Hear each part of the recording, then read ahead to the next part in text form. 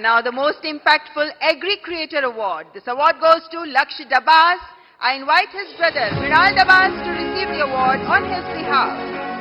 कृषि को लेकर इनोवेटिव टेक्निक से कैसे हम कृषि को समृद्ध कर सकते हैं, इसी पर काम करते रहे हैं लक्ष्य दबास। बधाई हो, आपका लक्ष्य सफल हो। बहुत बहुत शुक्रिया इस मंच से बुलाने के लिए प्रधानमंत्री साहब। मैं मृणाल डबास, हम जैविक किसान हैं। देश की जरूरत जरूर थी 1970s में कि एक ग्रीन रेवोल्यूशन आया गया, लेकिन उसके बाद देश बढ़ा और आज देश की जरूरत जैविक खेती की है, जिसमें कोई रसायन, कोई पेस्टिसाइड हमारे खाने में जो जहर हम डालते हैं वो ना डाला जाए। इसी संदर्भ में हमने 30,000 से ज्यादा किसानों को अपने खेत में बुला के, हम जटखोड़ खेत से बिलोंग करते हैं जो दिल्ली सोनीपत बॉर्डर पे है, बुला के कैसे जैविक खेती की जाती है, किस तरह कीटों से बचाया जाता है, उस संदर्भ में उनको सिखाया है। अगर हम सरसों का तेल निकालते हैं तो एक्सपेलर यूनिट नहीं, जो प्राचीन समय में कच्ची घानी का तेल हुआ करता था।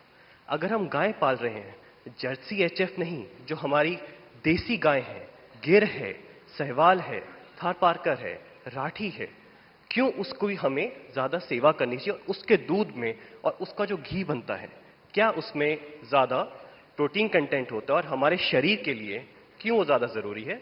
इसी संदर्भ में हमारा उद्देश्य रहता है। और देखिए लक्ष्य, आप स्वयं तो एक मिशन बोर्ड में इस काम को कर रहे हैं, लेकिन आज आपका यहां आने से इनको भी और देश को पता चलेगा कि ऐसे नौजवान, जबकि दुनिया कुछ अलग सोचती है, ये अलग सोच रहा है।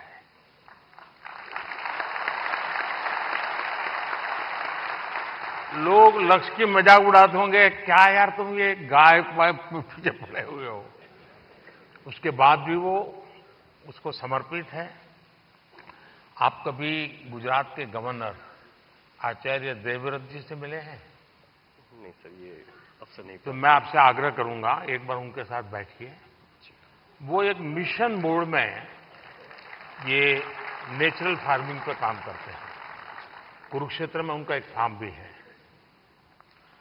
और गुजरात में करीब उन्होंने 3 लाख किसानों को नेचुरल फार्मिंग की तरफ ले गए हैं और जो उसके रिजल्ट आए हैं बहुत ही एनकरेजिंग है।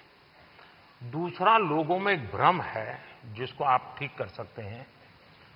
ऑर्गेनिक फार्मिंग और नेचुरल फार्मिंग दोनों अलग है। कुछ लोग कहते हैं कि ऑर्गेनिक फार्मिंग में शुरू में इनकम का बहुत लॉस होता है, उसके कारण कोई किसान हिम्मत नहीं करता।